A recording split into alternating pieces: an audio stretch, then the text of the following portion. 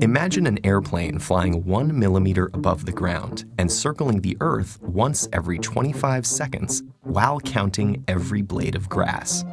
Shrink all that down so that it fits in the palm of your hand, and you'd have something equivalent to a modern hard drive, an object that can likely hold more information than your local library. So how does it store so much information in such a small space? At the heart of every hard drive is a stack of high-speed spinning disks with a recording head flying over each surface.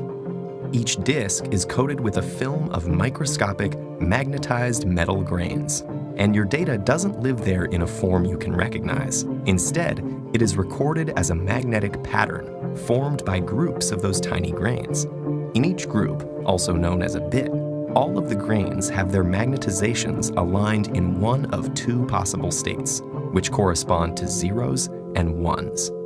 Data is written onto the disk by converting strings of bits into electrical current fed through an electromagnet.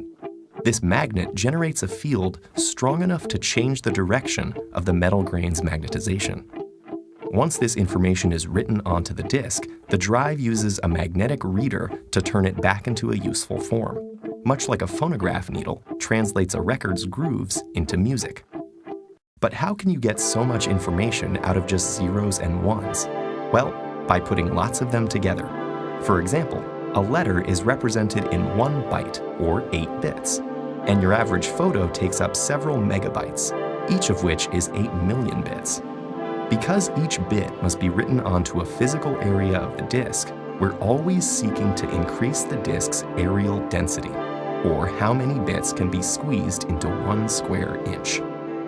The areal density of a modern hard drive is about 600 gigabits per square inch, 300 million times greater than that of IBM's first hard drive from 1957. This amazing advance in storage capacity wasn't just a matter of making everything smaller, but involved multiple innovations.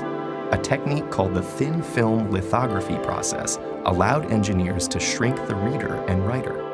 And despite its size, the reader became more sensitive by taking advantage of new discoveries in magnetic and quantum properties of matter. Bits could also be packed closer together, thanks to mathematical algorithms that filter out noise from magnetic interference and find the most likely bit sequences from each chunk of readback signal. And thermal expansion control of the head, enabled by placing a heater under the magnetic writer, allowed it to fly less than 5 nanometers above the disk surface, about the width of 2 strands of DNA.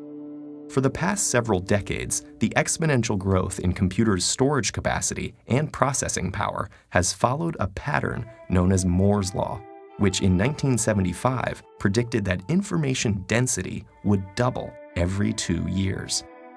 But at around 100 gigabits per square inch, shrinking the magnetic grains further or cramming them closer together posed a new risk, called the superparamagnetic effect. When a magnetic grain volume is too small, its magnetization is easily disturbed by heat energy and can cause bits to switch unintentionally, leading to data loss. Scientists resolved this limitation in a remarkably simple way, by changing the direction of recording from longitudinal to perpendicular, allowing areal density to approach 1 terabit per square inch. Recently, the potential limit has been increased yet again through heat-assisted magnetic recording. This uses an even more thermally stable recording medium whose magnetic resistance is momentarily reduced by heating up a particular spot with a laser and allowing data to be written. And while those drives are currently in the prototype stage, scientists already have the next potential trick up their sleeves: bit-patterned media where bit locations are arranged in separate nano-sized structures, potentially allowing for areal densities of 20 terabits per square inch or more. So it's thanks to the combined efforts of generations of engineers, material scientists, and quantum physicists that this tool of incredible power and precision can spin in the palm of your hand.